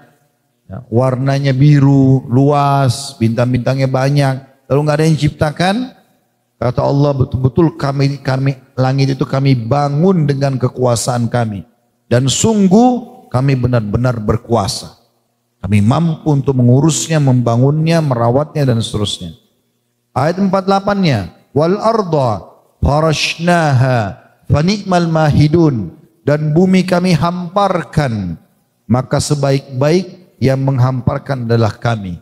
Hampar itu maksudnya apa? Datar kita bisa lewatin, kita bisa bangunin, kita bisa cocok tanam, bisa mengambil hasilnya. Itu semua kelihatan depan mata. Kita taruh biji, keluar tumbuh-tumbuhan. Gitu ya. Yang suka cocok tanam tahu masalah itu, kelihatan depan mata. Ayat 49-nya, wa min kulli syai'in khalaqna zawjaini la'allakum tadhakkarun. Dan segala sesuatu kami ciptakan berpasang-pasangan supaya kamu mengingat kebesaran Allah. Lalu Allah mengatakan di ayat 50, oleh karena itu fafirru inallah inni lakum minhu nadhirum mubin. Segeralah kembali kepada mentaati Allah, halal nikmati, perintah kerjakan, wajib ataupun sunnah, yang haram makruh jauhi, segera taubat kalau punya kesalahan. Sesungguhnya aku adalah seorang pemberi peringatan yang nyata dari Allah untukmu. Allah perintahkan Nabi-Nya Muhammad SAW untuk membahasakan ini. Sesungguhnya aku adalah pemberi peringatan. Sampai kata Nabi SAW, ingatlah, tidak ada sesuatu yang akan membawa kalian masuk ke dalam surga kecuali sudah aku jelaskan semua. Dan tidak ada yang kalian butuhkan untuk selamat dari neraka kecuali sudah aku jelaskan semua. Halal, haram jelas, tinggal milih jalan. Maka beruntunglah orang yang berakal mengambil ini sebagai pelajaran. Ayat 51-nya, wala taj'alu ma'allahi ilahan akhar inni lakum minhu nadhirum mubin. Dan janganlah kamu mengadakan Tuhan yang lain di samping Allah. Sesungguhnya aku seorang pemberi peringatan yang nyata dari Allah untukmu. Jadi dilarang kita menyekutukan Allah, patung, pohon, ramalan-ramalan, tidak ada semua bagi seorang muslim. Kita punya Al-Quran, kita punya sunnah, sesuatu yang jelas. Ayat 52-nya, kadzalika ma atal ladzina min qablihim min rasulin illa qalu sahirun aw majnun. Demikianlah tidak seorang rasul pun yang datang kepada orang-orang yang sebelum mereka, melainkan mereka mengatakan dia adalah seorang tukang sihir dan orang yang gila. Kita jangan kalian jadi seperti mereka, pengikut-pengikut kaum-kaum yang sudah Allah binasakan tadi, kaumnya Ibrahim yaitu Namrud, kaumnya Musa yaitu Fir'aun, ya kaum Ad, kaum Nabi Hud, Thamud, kaumnya Nabi Saleh. Mereka semua itu selalu menganggap nabi-nabi yang diutus kepada mereka orang gila ataupun penyihir. Ayat 53-nya, atawasaw bih balhum qaumun tagun. Apakah mereka saling berpesan tentang apa yang dikatakan itu? Sebenarnya mereka adalah kaum yang melampaui batas. Maksudnya kenapa masih ada setelah aku hancurkan, kata Allah, Fir'aun, aku hancurkan Haman, aku hancurkan Namrud, aku hancurkan kaum Ad, kaum Thamud dan seterusnya, masih ada yang mau mengikuti juga warisan itu. Masih ada juga yang tidak mau mengikuti risalah Nabi, tidak mau mengikuti agama. Ayat 54-nya, "Fatawalla anhum fama anta bimalum." Oleh karena itu Muhammad, berpalinglah kamu dari mereka dan kamu sekali-kali tidak tercelah. Artinya kalau kau sampaikan mereka terima syukur, mereka enggak terima yang mereka tercelah. Ya, ini juga tentu kami bahasakan sebagai para dai. Kami menyampaikan Bapak Ibu sekalian, Anda terima maka Anda yang beruntung. Anda tolak, Anda yang rugi. Kami enggak ada ruginya sama sekali. Tugas kami menyampaikan. Karena kita coba meneruskan risalah Nabi Muhammad SAW. Ayat 55-nya, wadzakir fa inna dzikra tanfa'ul mu'minin, dan tetaplah memberi peringatan hai Muhammad. Walaupun orang tolak, tetap kau sampaikan sampai kau meninggal dunia, karena sesungguhnya peringatan itu bisa bermanfaat bagi orang beriman. Jadi kayak ceramah begini, saling menasihat itu bermanfaat bagi orang beriman, saling mengingatkan. Ayat 56-nya, wa ma khalaqtul jinna wal insa illa liya'budun. Dan aku tidak menciptakan jin, kata Allah, dan manusia. Kita berada di muka bumi ini tidak ada tujuan lain melainkan supaya mereka mengabdi kepadaku. Perintah kerjakan, larangan jauhi. Itu tugas kita memang. Lalu Allah bilang ayat 57-nya, untuk menjalankan perintah tersebut, meninggalkan larangan, ma uridu minhum min rizkin wa ma uridu an yut'imun. Aku, kata Allah, tidak menghendaki rezeki sedikit pun. Aku suruh mereka sholat, puasa, segala macam. Aku tidak minta balasan dari itu. Dan aku tidak menghendaki supaya mereka memberiku makan.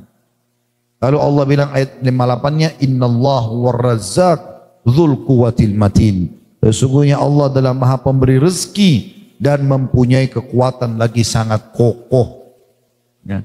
Allah pemberi rezeki yang tidak pernah putus. Ya. Saya pernah kisahkan tapi saya ingatkan kembali karena ini tinggal 2 ayat terakhir insyaallah. Nabi Sulaiman alaihissalam, Nabi yang mulia. Pernah beliau, teman-teman sekalian, niatnya baik. Dia ingin sebagai rasa syukur kepada Allah, dia ingin memberi makan makhluk Allah. Maka dia suruh seluruh dayang-dayangnya dari jin dan manusia, ribuan orang. Pekerjaannya di Nabi Sulaiman punya kerajaan tidak layak untuk orang sebelum dan sesudahnya. Gitu kan? Maka Nabi Sulaiman alaihissalam suruh masak sebanyak mungkin kalian mampu, sampai selesai masakan bergunung-gunung banyaknya. Lalu kata Nabi Sulaiman alaihissalam, hari ini saya akan berikan makan makhluk Allah sebagai rasa syukur kepada Allah. Lalu dia bilang, saya akan mulai memberikan makanan kepada prajurit-prajurit saya. Kumpullah hewan-hewan, manusia, jin. Ini pasukan Nabi Sulaiman alaihissalam. Di kalangan hewan-hewan banyak. Ada burung-burung, ada gajah, ada ini, ada itu. Nabi Sulaiman bilang, sekarang saya izinkan dari pasukan saya burung-burung yang makan. Maka burung-burung, semua jenis burung datang, makan habis makanan ini. Belum hewan lain makan ini sudah habis. Belum jin, belum manusia. Lalu kata Nabi Sulaiman kepada dayang-dayang dari jin dan manusia yang punya keterampilan luar biasa, masak lagi. Mereka bilang, kami sudah tidak mampu, wahai Nabi. Maka kata Nabi Sulaiman alaihissalam, Maha suci Allah yang memberikan rezeki kepada seluruh makhluknya tanpa pernah habis persiapannya. Itu luar biasa pelajaran. 2 ayat yang terakhir kata Allah SWT, ayat 59, fa inna lilladzina zalamu dharuban yatadzaru bi ashabihim fala yastajilun. Sesungguhnya orang-orang yang zalim, kafir, bermaksiat, tidak mau tobat, ada bagian siksa seperti sebagian teman mereka dahulu. Maka jangan kamu merasa, janganlah mereka meminta kepada untuk dikerahkannya.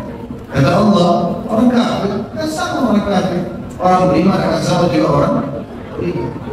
Jadi tidak ada sesuatu yang akan luput dari. Jadi teman-teman kalau ikuti teman di kantor yang berprestasi, Kita akan sama dengan mereka. Kita hidup sama teman-teman yang ugal-ugalan, kapan dia masuk, dia mau, kapan enggak, curang, segala macam. Mereka dipecat, kita juga dipecat. Yang begitu. Ikutin orang susah, kita susah. Ikutin orang gagal, kita gagal. Seperti itu. Allah bilang, kau usah khawatir. Kau beriman, kau akan sama dengan orang beriman sebelum. Sudah banyak contohnya. Mereka kafir, mereka akan sama dengan orang kafir. Sama, siksanya juga akan datang. Ayat 60 terakhir Allah mengatakan, "Wailul lil ladzina kafaru min yawmihim alladzi yu'adun." Maka kecelakaan besar sekali bagi orang-orang yang kafir pada hari diancamkan pada mereka. Maksudnya adalah nanti kalau mereka sudah meninggal, kalau mereka dibangkitkan, di situlah mereka akhirnya baru menyesal.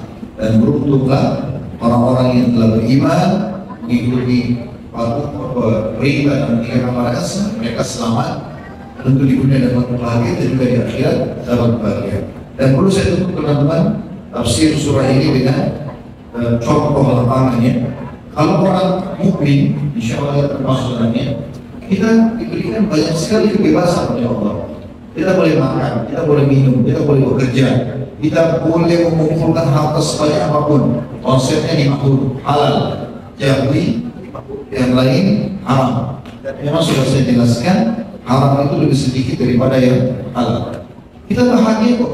Kalau orang beriman, nggak boleh biologis, nggak boleh nikah, nggak boleh makan, nggak boleh minum, nggak boleh bekerja, mungkin tersisa. Ini juga di dunia ini bisa jadi prestasi terbaik. Bapak Ibu sudah berpikir itu, Masya Allah rata-rata mampu misalnya, tidak bisa punya perusahaan, tidak bisa punya di gerakan yang tertinggi, tidak bisa punya pasangan sempurna, mempunyai anak juga silakan, dan seterusnya.